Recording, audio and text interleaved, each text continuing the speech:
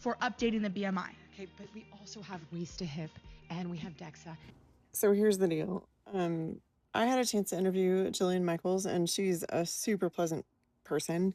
And she's not wrong about anything she's saying here. And this girl is just like continuing to attack her. And if you see the other videos, like they all just attack Jillian for her view on a medical condition. If you don't like the term obesity, I'm sorry. It has a diagnosis code attached to it, like an ICD-10 diagnosis code. It had an ICD-9 diagnosis code as well.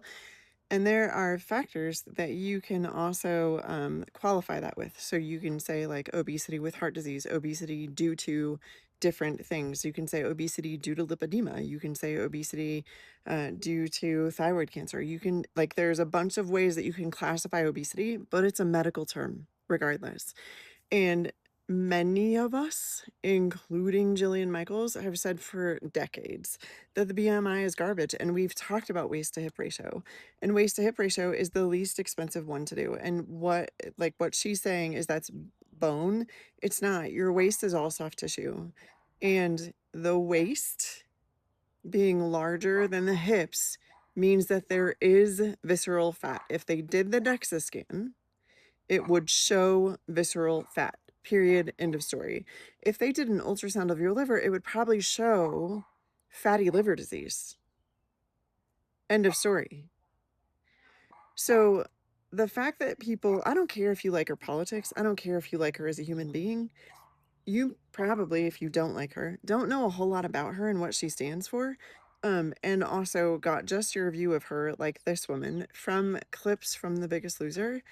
And let me ask you what reality television is designed for. They need a villain, right? They need a villain on every single one of those shows. And because Jillian was outspoken, because she was literally, and this is the problem, because she cared too much, she came across as a little bit harsh. But that's not who she is. She's a very loving, caring human being, and she just wants people to be healthy. And she doesn't talk down to them. Like, she is friends with most of the contestants that were on that show, still to this day. Still to this day. What does that tell you? And again, I'm not going to say that you shouldn't feel comfortable in your own skin or that you shouldn't feel good about your own health or your own body, but you have to take a serious look at it, because on this same side of body positivity, we're going to get people coming at us saying that what we saw at, I said Grammys in an earlier video, I meant to say Oscars, what we saw in these skeletons at the Oscars is also body positivity. It's not healthy. And the worst part is, everyone in that room who has a problem with their weight probably has an emotional attachment to that weight for some reason. I have coached people around weight loss or weight gain because I used to work with patients who were coming out of eating disorder treatment facilities. And there is a primary wound. It's there for every single one of them. And I do this in a group coaching setting, and I've been doing it since 2014. And every single one of them, when I ask them, what was the thing, the very first time you used food as a weapon against yourself? What was the thing that triggered it? And every single one of them can answer. It was safety and feeling like no one would want me if I was this size. It was somebody telling me that I needed to be thinner or prettier or whatever. And so, in order to gain more control over my life, I stopped eating. It was the ability to say, if this is the only thing I get to control in my life, I will make sure that I control it to my death. It was seeing that when I started gaining weight, my uncle was no longer interested in me and instead moved on to my little sister because she was thin. And here's the thing, there's going to be people in this comment section who are like, well, you don't understand cultural stuff. I don't know if you know this. I'm Italian. And I have plenty of Italian grandmothers pushing food on me all the time. And now my husband's grandmother, who's Portuguese. And I've seen plenty of stunning women of color who've got a tiny little waist and that big booty that everyone wants. Their waist to hip ratio is appropriate. The reason the waist to hip ratio is so important is because that visceral fat puts you more at risk for PCOS, heart disease, diabetes. It puts you more at risk for a stroke. It puts you more at risk for complications during pregnancy. For men, it's one of the leading causes of ED. And if you're not sure that's true, go ask any woman who delivered a baby that was more than 5 pounds how hard it was to breathe in that last trimester of her pregnancy. Because it wasn't fat, but it was something occupying the space that didn't allow her to breathe properly. The same is true when you carry more visceral fat.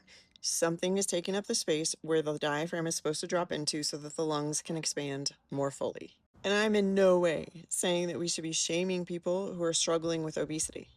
There's a reason. We have to find the reason and solve that problem. But we can't ignore it, and we can't say, I don't like that term. It's a medical term. I don't care if you like it.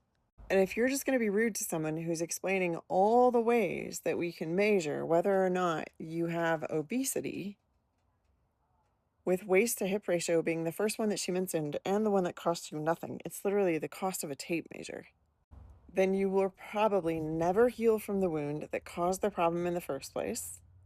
Like that woman in the video telling her parents what she said.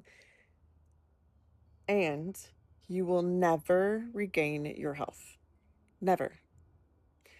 And that's one of the differences we see too between people who are abusing GLP-1s and people who are using them to, okay, I'm ready to heal. I'm ready to get my health back. I need a little bit of a hand up though, because I've struggled with this for so long. I no longer have control and I need something to help me have control. But if you're just going to sit there and argue with one of the most brilliant women who connects with people, literally friends still with every contestant that was ever on that show, around nutrition and fitness, you should probably just walk away and keep your mouth closed. Because again, that has nothing to do with her politics. It has nothing to do with who she is as a human being, other than the fact that it's not the person that you saw on the show, because they portrayed her as the villain. They needed a villain. They made one out of her. She was not the villain. She's still the friend to all of those people. And body positivity doesn't always equal health. And I think we need to watch it on both sides, on the dying to be thin side and the obesity side. And it's not shaming someone to say they have central obesity. Also a diagnosis code, by the way.